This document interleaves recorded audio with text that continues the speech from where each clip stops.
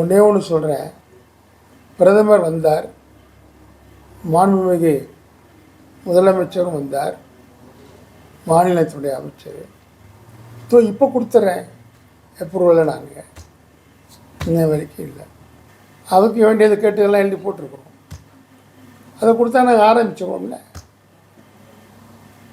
இப்போ எப்படியா நீங்கள் அடுத்த தைப்பூசத்துக்கு இன்று ஒரு நல்ல நாள், மே 1 தொழிலாளர் தினம். எங்கள் ஆலயத்தின் அறங்காவலரும் மகிமா என சொல்லப்படும் மலேசிய இந்து ஆலயத்தின் ஒருங்கிணைப்பு பேரவையின் தலைவரும் டிஎஸ்கே குழுமத்தினுடைய தலைவருமான இளவல் டத்தோஎன் சிவகுமார் அவர்கள் தன்னுடைய அரிய முயற்சியில் ஒரு நல்ல ஏற்பாடு, இந்த 1 கந்த சஷ்டி பாராயணம் நம்முடைய முருகனுக்கு முன்னால் நடத்த வேண்டும் என்ற ஒரு நல்ல உயரிய எண்ணத்தில் நிகழ்ச்சிகளை கடந்த 2 ஆண்டுகளாக, கடந்த ஆண்டும் இந்த ஆண்டும் ஏற்பாடு செய்திருக்கின்றார். நான் இது எனக்கு முதல் தடவை இந்த நிகழ்ச்சிக்கு வந்தது. நான் கடந்த ஆண்டு இந்த இடத்துல நடைபெறுகின்றது எனக்கு தெரியும். இன்னும் முக்கியமான கூட்டம்.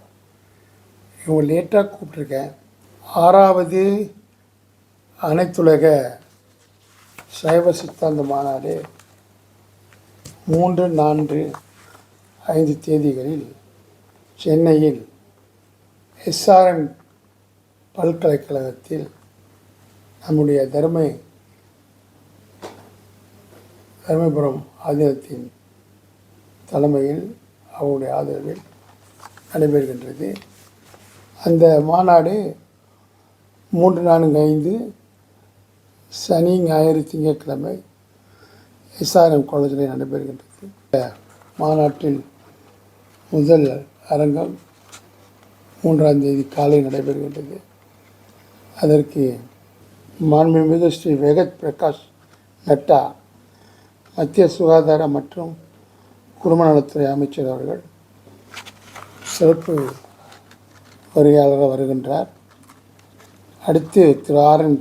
ரவி, மேதகு தமிழ்நாடு ஆளுநர், அப்புறம் நம்முடைய ஆதீனம், அவர்கள் எல்லோரும் முதல் நாளில் இருப்பார்கள். அவரோடு நானும் இருப்பேன். என்னுடைய நிகழ்வு காலையில் நடைபெறுகின்றது. இந்த நிகழ்வோடு 11:30 மணிக்கு ஆசி உரை வழங்குகிறார் திரு கைலாய பரம்பரை தர்மபுரம் ஆதீனம் 27வது குரு மகா சன்னிதானம் மாசிலாமணி தேசிகர். 11:45க்கு சைவ சித்தாந்த ஆங்கில நூல் தொகுப்பு பெற்று வாழ்த்துறை அடியன் வழங்குகின்றேன், ஸ்ரீ டத்தோ ஆர். நடராஜா.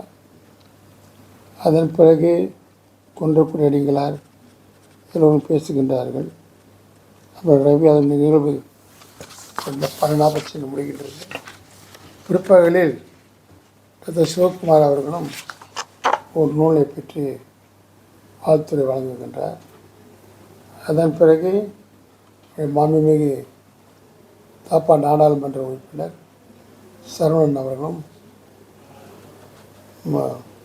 நூலை பெற்றுக்கொண்டு வாழ்த்துறை வழங்குகின்றார்கள். இப்படி என்னுடைய தலைமையில் ஏறத்தாழ 62 பேர்கள் நம் நாளை பயணமாகின்றோம் சென்னைக்கு. மற்றபடி சிங்கப்பூர், மொரிஷியஸ், லண்டன்,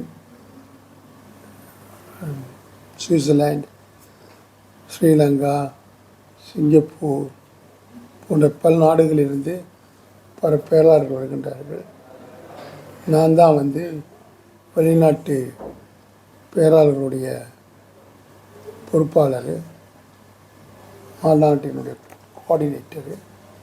அந்த அடிப்படையில் அவர்களுடனெல்லாம் தொடர்பு கொண்டு இந்த 6வது இன்டர்நேஷ்னல் சைவ சித்தாந்த மாநாடு நம்முடைய இந்து சமயத்துக்கு ஒரு முக்கியமான மாநாடு. நான் 3 மாநாடுகளில் கலந்து கொண்டிருக்கின்றேன். இது 4வது மாநாடு. சென்னை நடைபெற்றது, மதுரை நடைபெற்றது.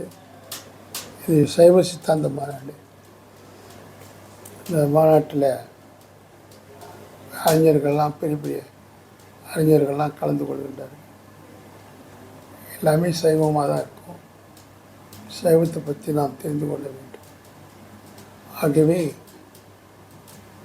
மலேசியாவிலே சைவம் இருக்க வேண்டும், தலை தோங்க வேண்டும், உறுதியாக இருக்க வேண்டும் என்றால் சும்மா ஐயக்கங்களை வைத்துக்கொண்டு இது போன்ற நல்ல நிகழ்ச்சிக்கெல்லாம் வராமல் இங்கே இருக்கக்கூடியவர்களை அழைத்து ஏதோ சைவத்தை நாங்களும் வளர்க்கின்றோம் என்று சொன்னால் அது அர்த்தமற்றது.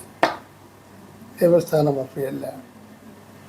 எல்லா மாநாட்டிற்கும் கலந்து கொள்ளும், பேராளர்களை அனுப்பும். மலேசியாவில் ஸ்ரீ மகாமாரியம்மன் தேவஸ்தானம் இல்லாமல் யாரும் சைவத்தை, சைவ மாநாடாக இருந்தாலும் சரி, இந்து மாநாடாக இருந்தாலும் சரி, அரசாங்கத்தினுடைய சார்புடைய மாநாடாக இருந்தாலும் சரி, அதெல்லாம் சரியாக வராது. இந்து சமயம் என்றால் அதில் கோயிலில் பொறுப்பில் இருக்கின்றவர்கள் வர வேண்டும். சுப்பனையும் குப்பனையும் கூப்பிட்டு கொண்டே உட்கார வைத்து கொண்டு உறுப்பினர்களுக்கும் சமயத்துக்கும் என்ன தெரியும், நான் யாரையும் பேசவில்லை. ஆகவே கோயில்காரர்களுடைய பிரச்சனையை கோயிலுடைய பொறுப்பிலே இருக்கிறவர்களுக்கு தான் தெரியும். என்னை எடுத்துட்டிங்கன்னா மாரியம் கோயில் என்ன பிரச்சனை நாங்கள் எதிர்நோக்கின்றோம் என்று எங்களுக்கு தெரியும். ஒன்றே ஒன்று சொல்கிறேன். பிரதமர் வந்தார், மாண்புமிகு முதலமைச்சரும் வந்தார், மாநிலத்தினுடைய அமைச்சர். இப்போ கொடுத்துட்றேன் அப்ரூவலை நாங்கள் இன்ன வரைக்கும் இல்லை. அப்போ நீங்கள் எதிர்பார்க்குறீங்க எஸ்கலேட்டர் வரும்னு. நான் தயார் நிலையில் இருக்கிறேன், ஆனால் எங்களுக்கு பெர்மிஷன் வரல. அவங்க கொடுக்குற அர்த்தம் இருக்குல்ல, கேள்வி அர்த்தமற்றது.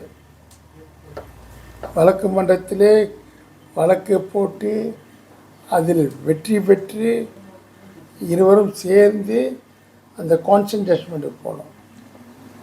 இந்த கோயிலோட பூக்கடை பாவம், அவனுங்களை நம்ம நடத்துகிறாங்க. நான் கூட உடைக்க சொல்லலை, அதை உடச்சி க்ளீன் பண்ணிட்டு கையில் கொடுத்தாங்க. அப்புறம் இது எஸ்கலேட்டர் போகிறதுக்கு என்ன பர்மிஷன் கொடுக்கல. நீங்களாம் ஆசைப்பட்டுக்கிட்டு இருக்கீங்க மண்டபம் கட்டுறதுக்கு. இல்லை, நான் என்ன செய்ய முடியும்? எப்படி நீங்களாம் எதிர்பார்க்க முடியும்? ஒரு இடையில டிஓவில் யார் இருக்கணுமா? அதுக்கு வேண்டியது கேட்டு எல்லாம் எழுதி போட்டிருக்கணும். அதை கொடுத்தா நாங்கள் ஆரம்பிச்சிடுவோம்ல. இப்போ எப்படியா நீங்கள் அடுத்த தைப்பூசத்துக்கு மக்கள் ஏற முடியும்? தைப்பூச வசூலை நான் இன்னும் அறிவிக்கவில்லை. காரணம், ஓரளவு முடிந்து விட்டது. நானும் கோயிலுக்கு இங்கே அடிக்கடி வரல. பொருளாளருடைய மனைவியை இறந்துட்டேன். அவரை விட்டுட்டு நம்ம சொல்கிறது சரியில்லை.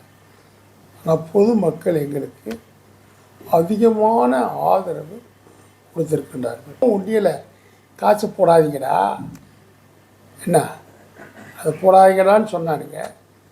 அதையும் டிக்டாக்ல நீங்களாம் ஏற்றி விட்டீங்க. ஆனால் எங்களுக்கு இந்த வருஷம் உண்டியல் கலெக்ஷன் பிக் அமௌண்ட். நான் ஏன் மறைக்கணும்?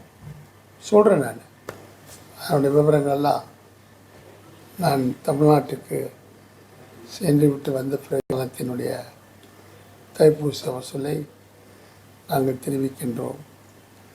மறைப்பது எங்களுடைய நோக்கம்.